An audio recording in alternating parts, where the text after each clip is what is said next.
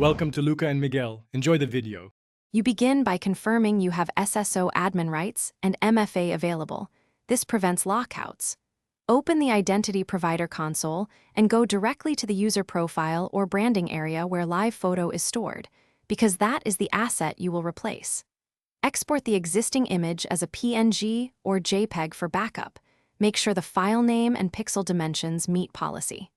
Once done, resize or convert the new image to match limits so the upload won't be rejected. This saves time and retries. Now upload the prepared image using the console upload tool or the provider API for automation. Choose API if you have multiple accounts. When uploading, map the file to the exact user attribute or branding slot. Mismapping causes wrong displays. Verify MIME type and pixel dimensions, and set caching headers if available so clients refresh promptly. Once the upload completes, use a staging user to force a policy refresh and confirm the new live photo appears where expected.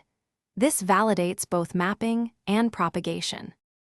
Finish by forcing a directory sync or clearing the CDN cache so the new live photo propagates to all clients. Without that, users may still see the old image.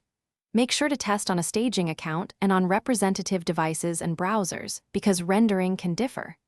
If the image doesn't appear, check file size limits, access permissions on the asset, and whether the correct attribute mapping was applied.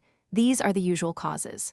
If necessary, roll back to your exported backup while you fix the issue. Thanks for watching and please subscribe. It's the best investment you'll ever make.